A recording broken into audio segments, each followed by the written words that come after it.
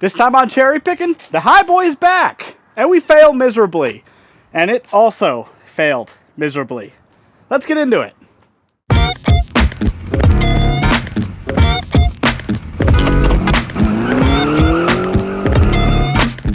That's right, welcome back. This is part 3 of the 1972 Ford Highboy 4x4 Rescue and Revival.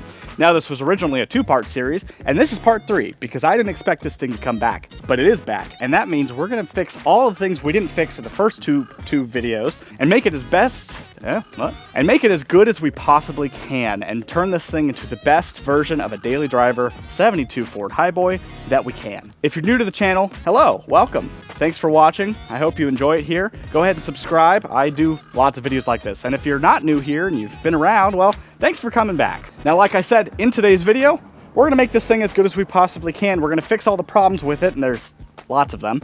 And we're also going to, well, make it look better. You know, it looks good as it is, but it's gonna look better. Now, if you didn't already, watch the first 2 parts of this series where we basically rescue this thing from its 15 to 16 year slumber, and its grave, actually, and get this thing running and kind of driving, fix all the brakes, kind of, put a front lift kit on this thing, and then in the second video, we basically have a 1-day thrash where we get the wheels and tires done, we get this thing running, rebuilt carburetor, water pump, blah, blah, blah, blah, blah, all of these things with the new owner of this truck, because this is not my truck, who flew out here from Tennessee to drive the same day out to Palm Springs and made a 250-mile round trip back here to my house. Now, he wasn't originally going to come back, which is why this was only going to be the 2 parts. But then he decided when he was there, you know what, let's bring it back to my house, let's keep working on it, let's finish this thing up and make it right. And so that's what we're going to do today. The funny thing is, he actually wouldn't have made it back to LA, which is where his plan was to take it to, because his alternator crapped out on him basically probably 40 miles or so from my house. And he didn't even realize it until we got home and realized the alternator was dead. It was not charging, and he was running off battery power. Another fun fact is this thing was not running on all 8 cylinders. And we're gonna go over that in just a second when we go back to the past and figure out why. The biggest thing right now is installing a rear lift kit because, well, I know a lot of you are mad at the 747 taken off stance that I have going on. And don't worry, the intention was always to fix it. We were never gonna leave it like this, so I'm sorry, had to rage bait you. It's kind of just, we ran out of time, and so that's why it didn't get done, but it's getting done today, so don't worry, don't click off. I know you're thinking about it. Don't do it. But let's go back in time and figure out why this thing wasn't running on all 8 cylinders, and then we'll come back here. I don't know what else it would be. It has no blow-by. Yeah. And there it is. He's back. You didn't think I could leave you without, you know, finishing up the lift kit and some other things, did you? So he actually made it. He took it on a great drive because he took it to Palm Springs and all the way back, which is over 100 miles, or sorry, it's 200 miles. Round trip, plus he did some driving around town during the show he was at, but he made it, and it's still clattering, still sounds kind of horrendous. So we're gonna look at the valve covers, take them off, and hopefully it's just a bent push rod because then we can just swap it out. I got plenty of them here. And then we're gonna get on this rear lift, make it look right, because yeah, it's kind of snowing downhill, you know. So we're gonna try to fix that and maybe hit some other little things, you know. So we're gonna try to make the lights work, see if the CB works. Let's get into it. Okay, so did you put a stick on it and put it against the valve cover and listen? No, I'm just gonna pull the valve cover and see if it has a bent push rod. We're gonna check if it has a bent push rod now. We've been shooting the crap for a few hours now, realizing that there's more that needs to be done. But we're almost guaranteed that there's a bent push rod. So we're gonna just pull this valve cover and see if there is. And if there is, I can fix it. If it's a lifter, it's more fun. Luckily, FEs are relatively easy. And since this was already clearly leaking at some point anyways, actually it's not leaking now, which is kind of unbelievable. Self-healing. Yeah, self-healing. Yeah. That's exactly what it is. But we will just pull these guys, since they're easy enough. Oh yeah. Okay, well, valve cover bolt. Went down the never-ending hole. And the 5th one went to nowhere, so I'll have to grab another one or find it. Little magnet on a stick back there. All right. Oh, and it pops right off, which is concerning because it should not pop that easy. That means someone has been in here at some point. Ooh, and it's full of oil. There's one of your oil leaks. Oh. So. We're missing a push rod. What?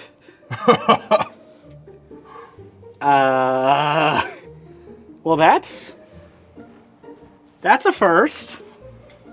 There is no push rod in there. Well, that's not the noise because That's not the noise. it'd be here. What? You set that on the ground. That's so weird. We are missing a push rod. Missing? Missing. Missing. Completely missing. Not even a stem sticking out. Yeah, it's bent and down inside. Maybe So you're gonna have to get one of my reachy tools and a flashlight and find it. That would explain the ticking noise. Yeah.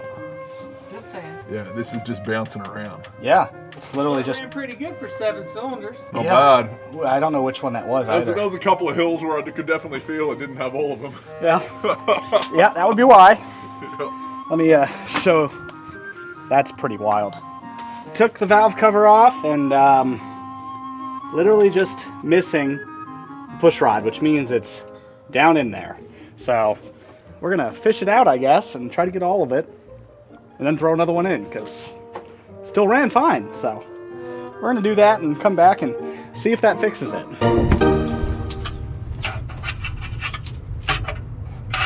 Yeah, this is gonna get stuck on everything. Yeah.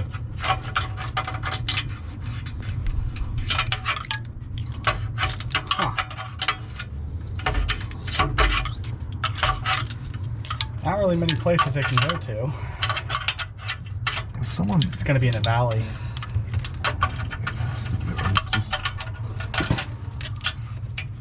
At least I remember to get my That's so weird. All right, so one missing push rod out of 16. I'd say that's still an A+. But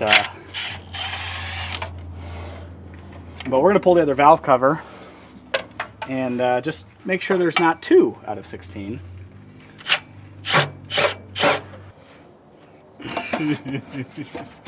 You're gonna have to go reach over. There it is. I got it. It was just binding on everything. Okay, this side looks pretty good. It actually looks good under here. Yeah, it doesn't look horrible, huh? No, it's definitely had a valve job because it's got somebody set the spring height. Oh, number 2. There's number 2. That's Okay. probably the clatter. Yep. Yeah, bent push rod. Well, that's what it felt like I had a 6-cylinder coming up that hill. Yep. You sir are supposed to have 8 firing, not 6. Yeah. Well, it probably was firing and probably was pissed off Yeah. because it wouldn't go anywhere. Yeah. One. This guy right here. Yep, that one right there. Bent. So 2 push rods. That'll be $600, and we'll call it good. Yeah, that's crazy. I'm going. That would help having all 8 cylinders. Oh, bro. It's It's completely bent. 250 miles on 6 cylinders. It did I can't. well. I can't believe it made it that And well. it climbed all those hills. Who says FEs are junk? And if you're back, thanks for coming back watching. We're gonna pull these rockers. Across Ohio. Oh my lord!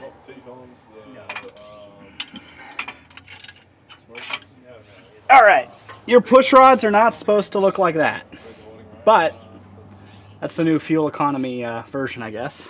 Oh shit! It also tore the lifter valley. Bent the pan?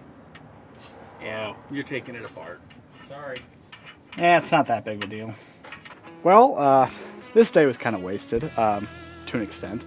Guy came back, talked to him for a while, talked about the truck, and he decided, you know what? Let's leave it here for a while. Let's get some more stuff done on it. Let's try to finish up the truck, which honestly I'm really happy about because it deserves to be finished. And well, you're gonna see it here. And we just discovered the last thing we did actually, because clearly we had a bent push rod and a missing push rod, which I can show you right now. So we had the fuel economy version, and so then it got brought up. We were talking about, well, is it even as 360? And I said, you know what? I don't know. I never checked. So went underneath. sure enough, 6D is the date code, not double dot 6D, just 6D, which means it's a 66 motor, which means it cannot be a 360, but it could be either a 352, a 390, or a 428. And, well, just measured the stroke, and it's a 390.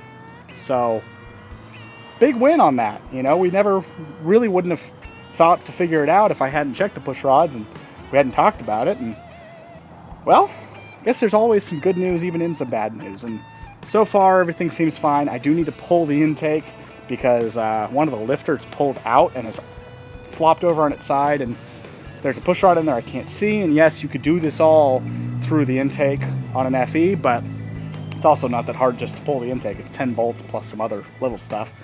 We're just gonna pull the intake and check it all, but the sun is going down for today, so we will be back here bright and early, and I'll see you in just a second when we're, well, we're actually gonna pause on this. We're gonna do the rear lift kit, so let's get to that.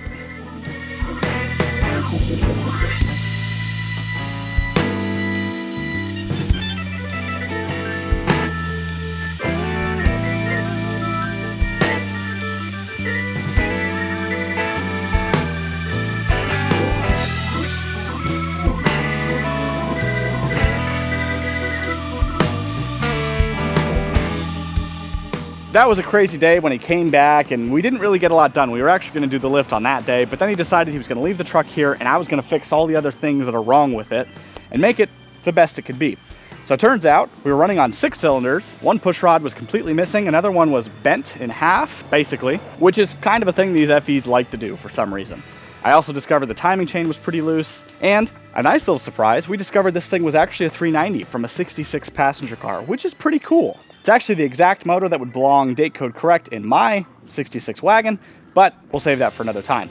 But because it's a 390, we decided that we're gonna do a 4-barrel carb and intake because that'll really wake this thing up, along with having all 8 cylinders. So that was a nice little surprise, great little plus. But right now, we're actually gonna go ahead and fix the stance, because it's bad. It's got that pre-runner stance, and you don't want that in a 4x4. Let's fix it real fast. Also discovered this morning, freeze plug is leaking. It has rubber freeze plugs in like 3 or 4 out of the 6 or 7 or 8 block plugs, and one of them finally gave up the ghost, and it is leaking pretty bad. So we're going to be replacing freeze plugs as well while we're in there on the motor. And the way we're going to fix it is with this. This is a rear add-a-leaf. This actually came in the entire kit. It was a front and rear 2.5 to 4 inch lift kit. And the rear actually doesn't replace the entire leaf spring like the front did. You just add a leaf. You basically take 2 C-clamps and open the spring pack and clamp it down in there. Now, I've never done this before, and I'm scared. Very, very scared. But we're gonna do it anyways. So, let's jack this truck up and try to get this swapped as fast as possible. Now, I did start draining the radiator because I am gonna have to work up in the engine, you know, like tomorrow, but I'm gonna go ahead and do that now. So if you hear that noise, you know, calm thoughts, don't pee your pants. Anyways, now if you haven't watched the first 2 videos, this is a 1972 Ford F-250 4x4, also known as a Highboy. It is an Explorer package truck with no other trim from what we can tell, but it is an Explorer, which makes it really cool because the Explorer is a rare option package that you could get for these trucks starting in 1968. This truck is, for all intents and purposes, the ultimate Highboy. And as long as I can get the hubcap off,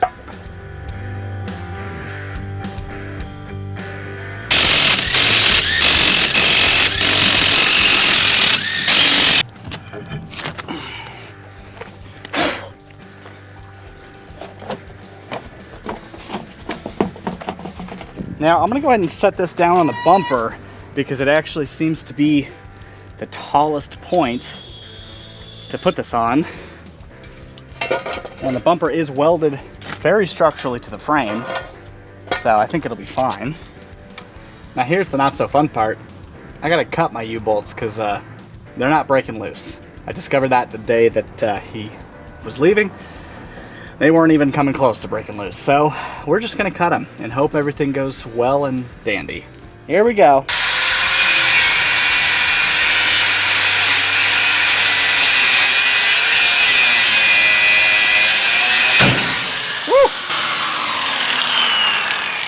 There's one. That popped.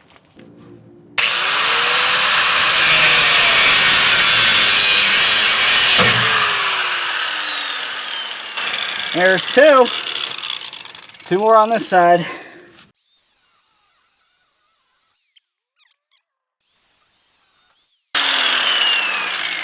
All right, that's three.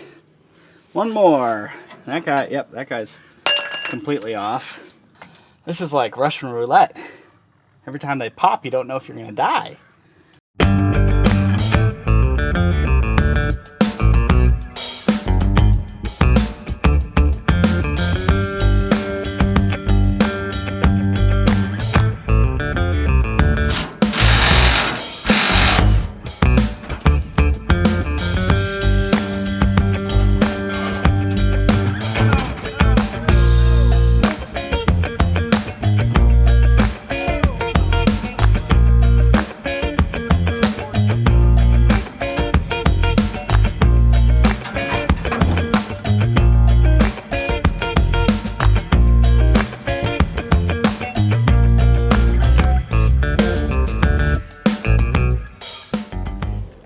But just think, it's gonna look so cool when it's done.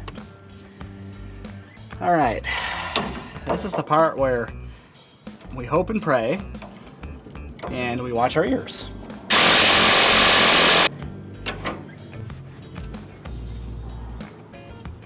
Not even a little bit. Let's try the front. Not even a little bit. Maybe we aren't taking them off. Let's just,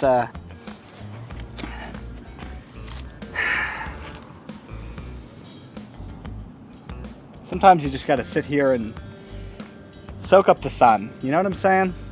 Just think. Don't you just hate minor inconveniences? Oh my gosh, I'm gonna sneeze. Well, time for the breaker bar. Now, I understand not everyone has these tools that make your life just that much easier, like this 3/4 inch breaker bar, but I do, so I'm going to utilize them. How am I supposed to do that? That just flexes on the spring and causes a potential dangerous problem. We love those, even though it's kind of the side I'm worried about. All right, well, it moves. Am I going to regret taking that side off first? Probably. Ow. But I'm going to. Gonna do it. If I can. I'm gonna be honest. I don't know how you're supposed to do this. I could look it up. But where's the fun in that? So, we're just winging it out here, you know? Well, the good news is at least the truck's still cool. It doesn't run. And, well, we kind of cut it off at the knees, and it's still missing a push rod that God knows where it is. But, well, we still got Rodney. Oh, I don't know if I showed you Rodney. Let me show you Rodney. That's Rodney. That's the owner's, the truck owner's. It's his. And, well, he brought it back with him. And at least we got Rodney to keep us company, you know? So. Woo! There's the rear spring. Woo! It's a little heavy. We'll set that down carefully. And, oh, yep. That's loose. Don't forget the lift block. And this guy. All right, well, now we're gonna clamp this spring pack, undo the bolt that holds it together, and split it apart, and then add a spring, hopefully. Now, if I haven't made it clear that I don't know what I'm doing, let this be your warning. Never done this. And so you should not take my advice. But the instructions say clamp down on the spring pack to separate the bolt.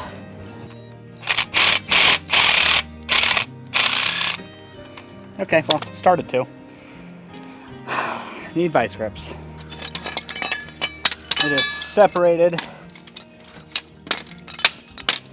and we still have to undo those band clamps, which probably means clamping it back down again in order to undo those. So we'll do that. Okay, it's the next day and we got the other spring pack out, and unfortunately we actually have to bend the spring straps, whatever you want to call them, the clips, because the stock ones are riveted on and have to be unbent in order for the new spring to be added in, the add-a-leaf. And we got to use some heat, so we dug the torch out and we're about to torch these guys and hopefully get a spring in there and bing bang boom, put it all back in. The vice grips? Yep. Okay.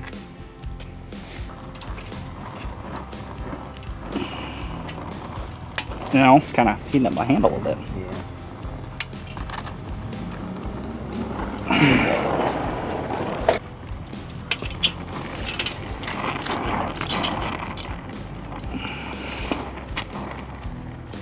That's one side.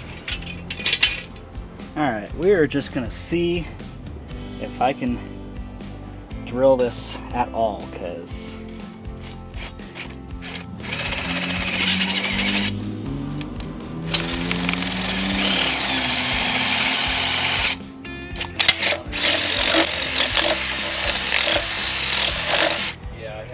all right, there we go.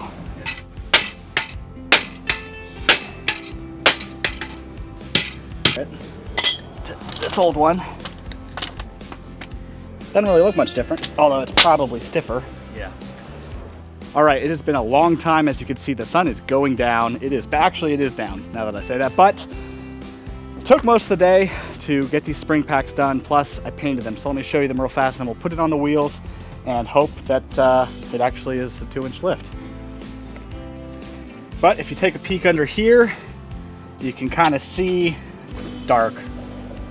You can kind of see, got the new spring pack in and it is painted black, and I did paint the blocks black as well. Now we're gonna leave this bolt long and leave all the U-bolts and everything until we get this thing on and settled so that we can actually tell if it's actually leveled. Because in case it's not level, you may want to add another spring to the pack in the future. So let's get these tires on. Will say I am shocked at how light these wheels and tires actually are for how big they are.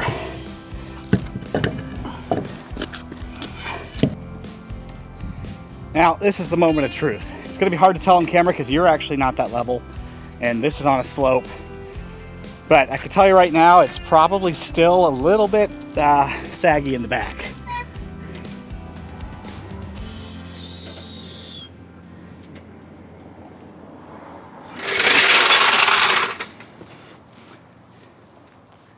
Yeah, it is still pretty saggy in the back. In fact, it's really saggy in the back. That rear add-a-lift spring was really not that strong. I don't feel like it helped that much. I mean, it helped a little bit, but that still looks like a 747 taking off. But it's dark, so I'll see you in the morning.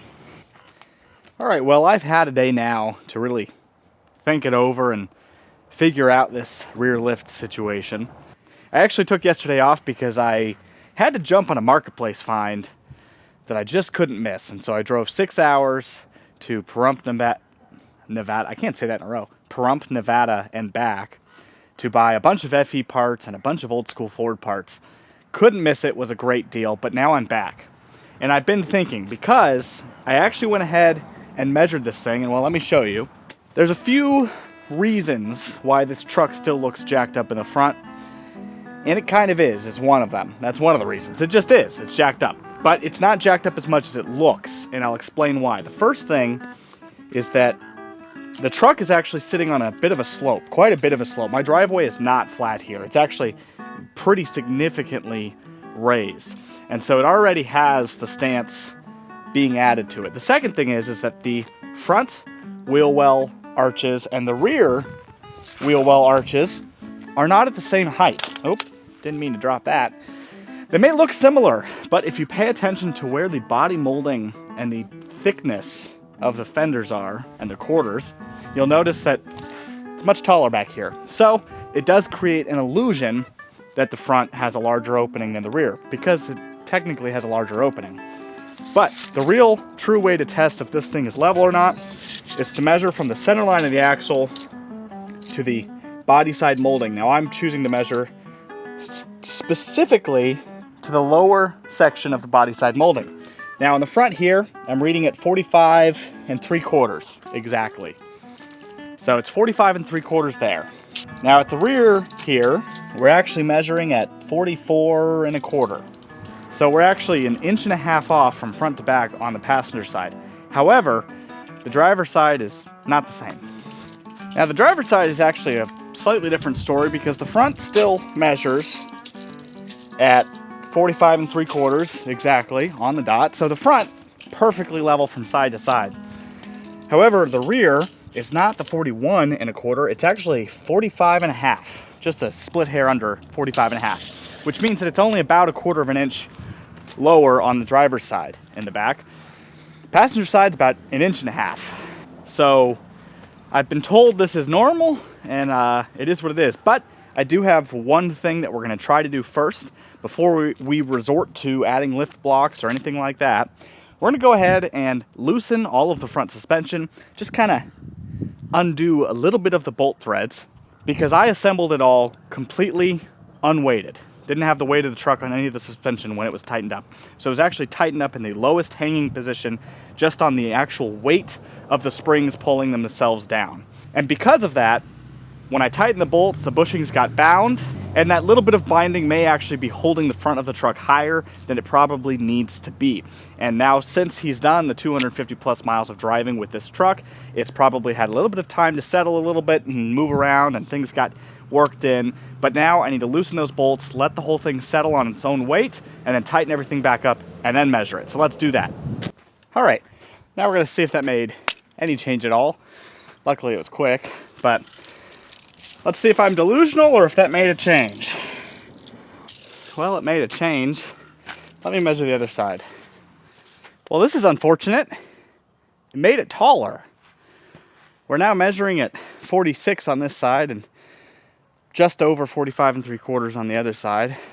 So we got taller, which is normally a plus, but right now that's a big that's unfortunate. Well, we'll have to see what we do about that. And again, I actually need to get this on flat ground and hope it doesn't look nearly as bad. And well, we've got lift blocks, so we can always throw in little lift block spacers. Really, it only needs like 1 inch, less than that actually, but like 1 inch, maybe 2. We'll see. But for now, I'm gonna keep working on the motor and try to get it nice and cleaned up and pretty and get this 4-barrel on there. And I'm gonna paint the master cylinder so that it looks nice and shiny and new and not rust up immediately. And then we'll throw all that stuff on. So, oh, butterfly. Hi, buddy. All right, let's get to it.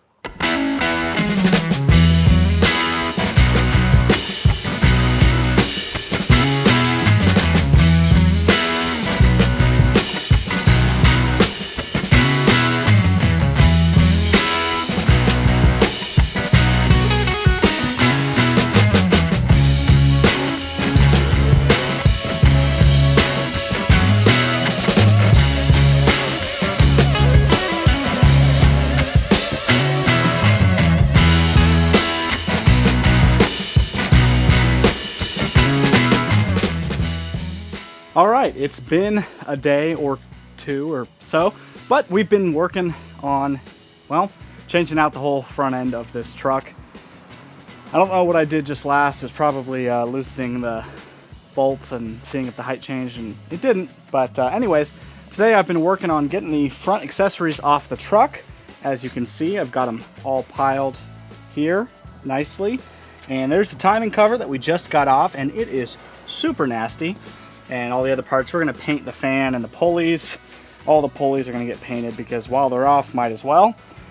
But if you come up in here, we can take a peek at the truck the way it is now. Still have the old intake on. I'm trying to get the freeze plugs out before I take the intake off because I want to drain as much of the coolant as possible. Otherwise, I have to drain the oil because it's brand new oil. I don't want to waste it. It's only got like 250 miles on it. But from what I can tell, there is no problems with any of the valves. I actually did take a hammer and tap every single one of them, and they all do move. So my guess is maybe some of them were stuck when we first tried to turn it over, and that's what bent the push rod, although I don't know how the other one went missing. Who knows? We'll find out once we take this off.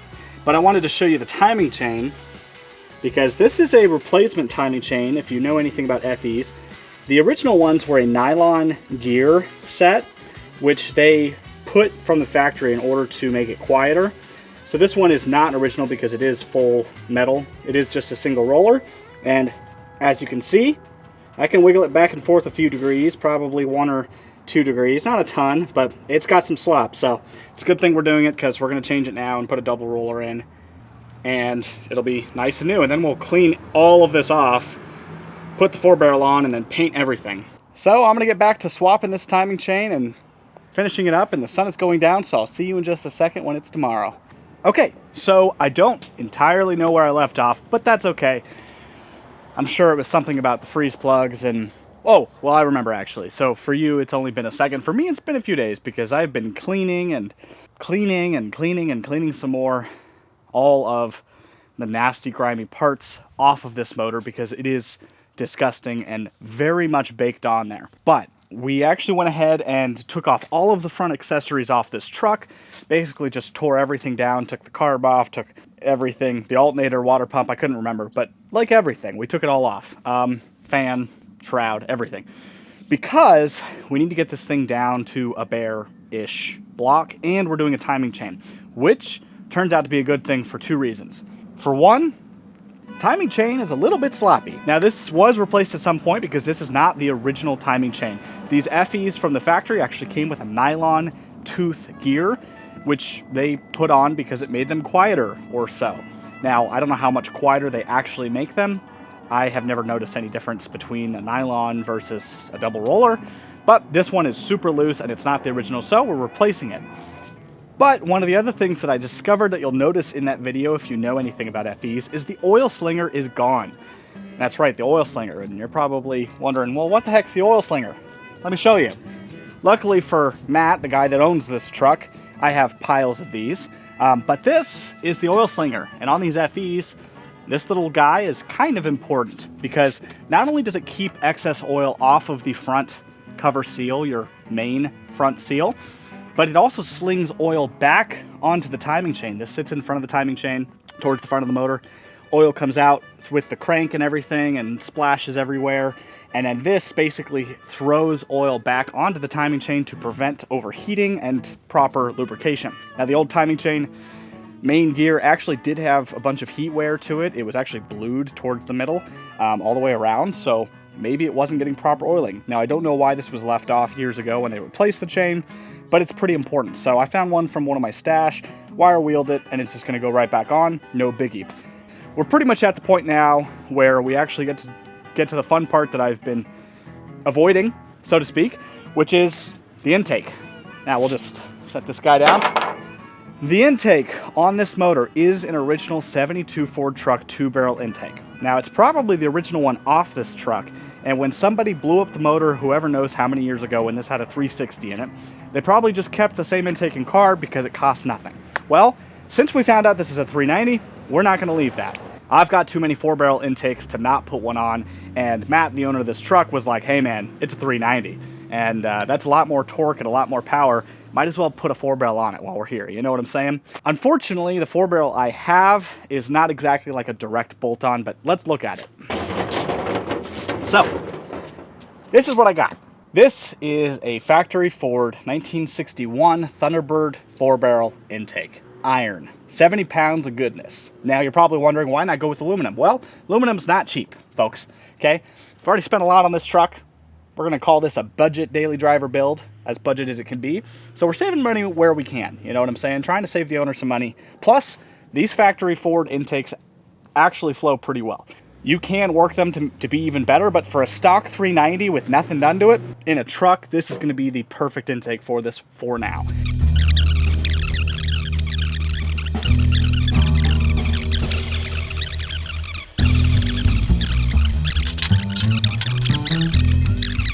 intake. So that's enough talking. Let's get this intake cleaned up. Let's paint it, and then let's start taking the other intake off. And freeze plugs. I actually really need to let's do freeze plugs first. Now here's the deal with the freeze plugs. Probably can't really tell in there, but there's a rubber freeze plug right there and right there.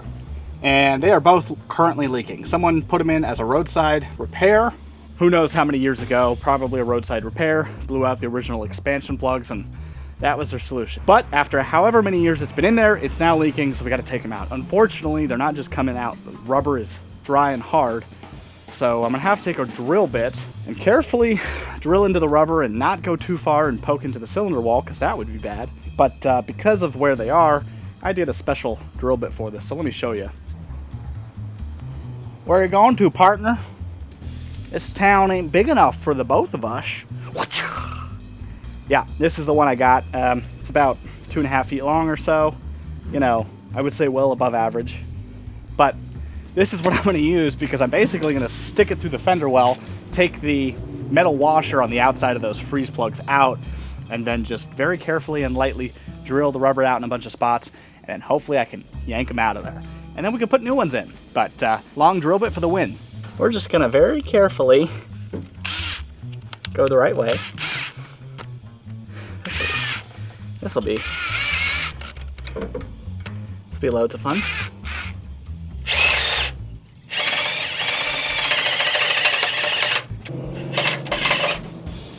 All right, there we go. Got it. Now it's already been like, I don't know, 2-3 minutes, and it's still just really streaming out there. So these things hold a lot of coolant, but we're gonna let that thing drain as much as possible. And well, I guess that we gotta take the intake off. Now the 2-barrel intakes weigh a little bit more than the 4 barrels. There's a lot more iron in them, unfortunately. And this truck is really high, so I'm gonna have to get in it to take the intake out. So, you know, if you've never been inside your truck, or even a trucker, even work on trucks, you never been inside one? All right, well, I just got it pulled out, and you can see how much that swelled in there. So yeah, that's kind of just how it goes. And I didn't even drill all the way through it, but time for some correct ones. Take a step into my office here real fast. Now, as you can tell, I've had a little bit of an outfit change. And no, it's not really because it's the next day. It's because, well, I took out the last freeze plug on the passenger side, and well, I let it drain for quite a while, but I guess quite a while wasn't enough. And pulled it out, and about a gallon of coolant just dumped all over me, all over my shirt. Got me real nice and wet. And it was cold, because it's real gloomy and dim today, just like my future. So now all the freeze plugs are out. This thing is as drained of coolant as it's gonna be, except for the very back of this intake where there's a bunch of coolant. But we're just gonna ignore that and take it off. So I'm in my favorite place here, and we're just gonna zap out all these bolts real fast. Man, oh man, this intake is nasty. Now, unfortunately, these intakes aren't really good for anything, because unless you're running a complete stock restoration, nobody wants a 2-barrel, so it's basically scrap. Well, now the fun part. We get to pull this fat off. Hopefully it breaks free, although I'm gonna be honest, I don't have high hopes. Ooh. Not too bad, actually. Just went through the heater bypass hole. Ooh, and it smells. What is that smell? All right, now this is the fun part, where I have to take this, get it on the radiator core support, get out of the truck, and then take it out without dropping coolant all into the motor. Can I do it? I'm actually gonna take this off, because ooh. Intake gaskets are still stuck. There we go. Oh yeah. That smells like old oil.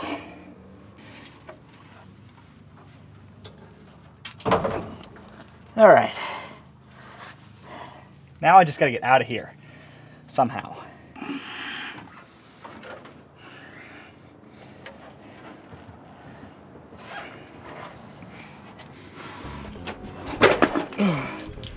Whew.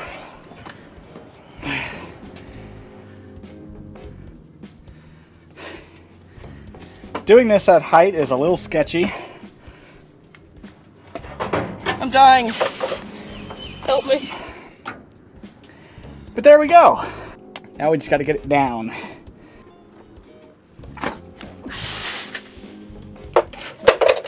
Okay. Whew. That was easy. Now let's take a look at the motor. All right, now if we come back in here, we can see dropped a little bit of debris in there, but there's our motor, and it actually doesn't look terrible inside. We gotta get this valley pan off, so let me pull that off. These are kind of fun sometimes because the head gasket is right in the way. There it is. Oop, don't drop that in the motor. Yep, there we go. There's a lifter and, well, part of a push rod. That would explain a lot. There's a lifter that came out of the bore that we'll clean up. Came out of this one right here. And there's our push rod, which broke in half actually, which is kind of impressive. So, well, now the fun part. We're gonna clean all this up, get it all nice and clean, prep for the new intake, put everything back on and paint it, paint the intake, put it all back together, and fingers crossed it all works just fine, and hopefully that bent push rod was a one-time thing, or broken push rod. It's broken in half. I hope it's just half and not multiple pieces. I'll have to check that, but let's clean it all up, paint it, and put it back together.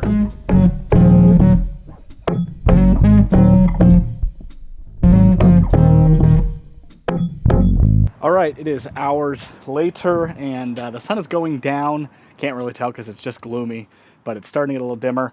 We got the intake painted, and I'm pretty much just gonna let it cure and dry at least overnight, if not probably 2 days, because well, the more it'll cure, the longer it'll latch. I am using Duplicolor Dark Ford Blue. That is basically Ford corporate blue. There's like 3 different types of Ford blue, and to be honest, I'm a little picky about using the correct blue for the correct years. In 66, Ford went to all blue motors, and in 67 is when Ford actually switched over to the legitimate corporate blue that we know, which is Ford Dark Blue. And 67 and 68 and 69 all have like 3 different variations and shades, and then each plant that assembled and painted motors also had different shades between them, so you can't really get it exact, you just get it close enough. And for the 72, the Dark Ford Blue is good enough. It'll look stock, it'll look factory, and to be honest, I don't really like the bright Ford Blue. It's a little too much on the eyes. The dark blue, especially in sunlight, looks really nice, looks very clean. So we're gonna let this bake on for as long as possible. This video actually has to go up in 2 days, so we may not be putting the motor fully back together before it uploads. That may be another part. I may extend this out to a part 4, because who wants more of that? You know, you want more of this truck? Well, I'm gonna give it to you. So I'm putting everything away. We've got that old nasty intake off. This new one's ready to go on once it cures. And we're gonna have a 4-barrel and 8 working cylinders. That's crazy, but you know, your V8s should fire on all 8, so. Also, if you stayed this far, go ahead and comment, "Hi Rodney." Let me know that you're watching. Well, and here we are, left with a blown apart motor, half-fixed stuff. This is not exactly where I wanted to end this video, but I've got to get it uploaded for tomorrow. I'm still cleaning engine parts like crazy. I've spent almost a week cleaning, just caked dirt, grime, and grease, and it's still not coming off. And I'm trying to be non-invasive, so that's why I'm not using any harsh abrasives or anything like that. I am just trying to use some gunk and engine cleaner and stuff like that, just to get it all clean so I can paint it, but it's still taking me some time. So where does that leave us? Well, with a disabled vehicle, really. This truck is not finished. We basically only got the rear lift done, honestly. And, well, we painted the intake, which looks nice and shiny and looks kind of like jewelry now. And that actually will get to, you know, bake on a little bit. But, well, we've still got a motor that needs to be put back together. So, In next week's video, you're actually going to see me put this thing back together, hopefully, and maybe not do this again. That's the goal. We don't want another one of these. And that's garbage. So hopefully we can get it running and back to where it was before, but better and on all 8 cylinders and look nicer too. And we're going to fix the brakes while we're at it. We've got the saddle tanks that we're going to clean out and try to see if we can make them work again, you know. But that's going to end it for today's video. Thank you again for watching. If you're new here, please subscribe if you enjoy this type of content. And if you're returning, thank you so much for returning and watching my videos. I've got a lot of content coming up in the next few weeks. A lot of cool stuff. So, thank you so much for watching. If you enjoyed, please leave me a like, comment, subscribe. We'll see you next time for part 4 of the Highboy Rescue. See ya.